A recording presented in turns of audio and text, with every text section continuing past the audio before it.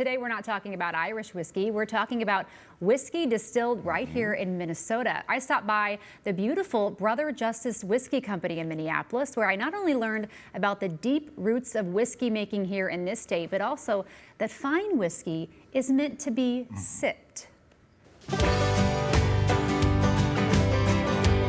Brother Justus, Phil. Yes. You own this place. Yeah. Explain to me what and who that is. Brother Justus is this person that everybody needs to know in Minnesota.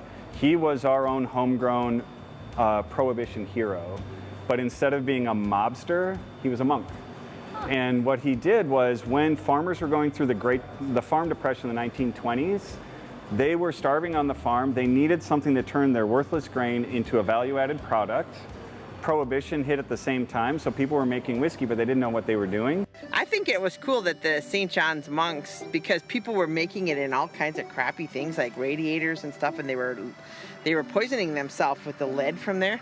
So then they just started making the stills for them. And so he taught people. He built whiskey stills at the monastery, and then smuggled them onto his neighbors' farms. He's like a Kris Kringle, Robin Hood, Johnny Appleseed all at once. And then taught local farmers how to distill whiskey, clean, safe, delicious whiskey, and his only condition was that they teach their neighbors. And so 1 farm to 2 farms, 2 to 4, 4 to 16, by the middle of the 1920s, Minnesota had 1,600 family-operated, family-owned, totally felonious whiskey distilleries. This is our 40,000 gallon a year production facility. To give you the quick rundown of how we make whiskey here. Malted barley is piped over from the silo. It's ground up and deposited in that wide squat tank there. Okay. Where we mix it with hot water, filter out the sugar water, and that's pumped over into those fermenters. It was called Minnesota 13, and it was the most highly coveted whiskey of Prohibition.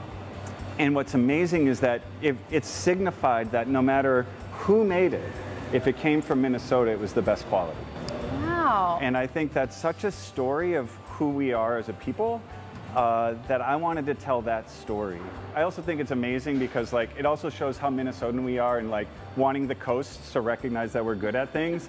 And so we're gonna put our name, we're gonna put our state's name on evidence of a felony, just so you know that it is the best. The best felony committed. Making whiskey is not an easy thing. You're like a mad scientist, James. A little bit, yeah. So this is called a parrot, a steam-jacketed kettle, a shotgun condenser, a scale to measure the liquid. That's really hot. Here's our lab table, a swan neck, homemade wine, homemade caramel. This is called a deflemmigator. Great. Someone was drinking whiskey when they decided to name all the parts of this machine. Yeah, some of it might be like hillbilly moonshining. So this liquid is concentrating alcohols and flavors and filtering out the bad ones that we don't want. So as it goes up step to step, it gets finer and finer. You've got a little tasting here for us. We do. Now, I thought this was water on the end. This is not water.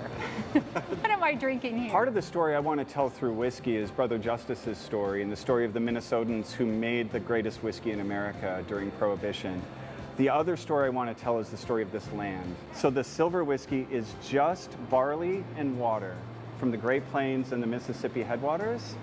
And so it's actually going to taste, we haven't oak aged it except just enough to satisfy the feds, so we can call it whiskey.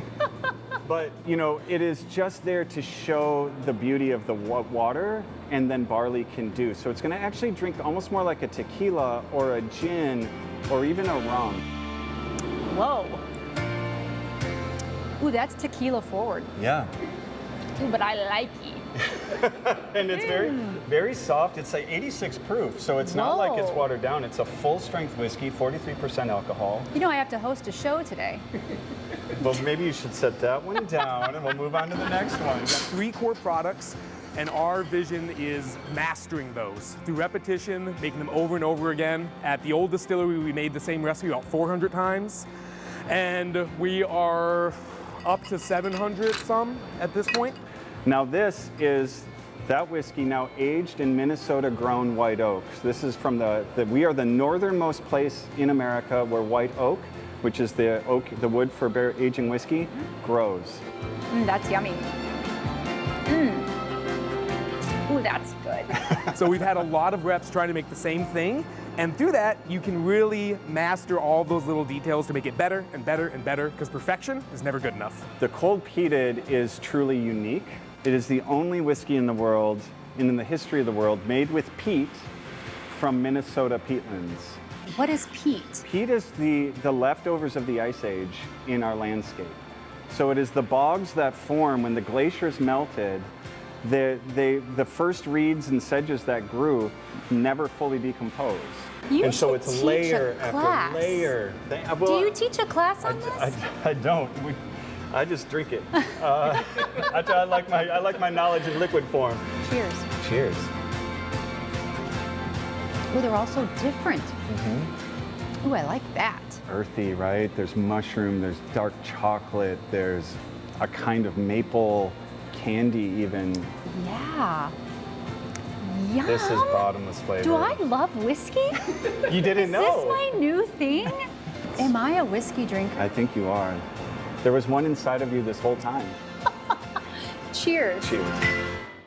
Such a fun experience. So in addition to whiskey, you can grab a mixed cocktail while you're there. Check this out.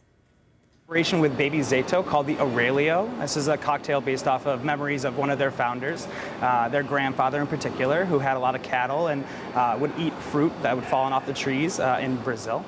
And so this cocktail has mango, soursop, a little bit of lemon, our sweet vermouth, the Ascensio, and then a little bit of dulce de leche as well, just to sweeten it up a little bit. Is fancy. Isn't that great? Yeah. It's very desserty, Wow, I a didn't bit know on the what to sweet expect side. with that. Yeah, but a lovely mixture of flavors in there. They also have a complete cocktail menu that through the end of the month will include this, the Shamrock Shimmy. It's very adult drink. And it's dangerous, Kevin, because you cannot tell. It was very, very delicious. Woohoo!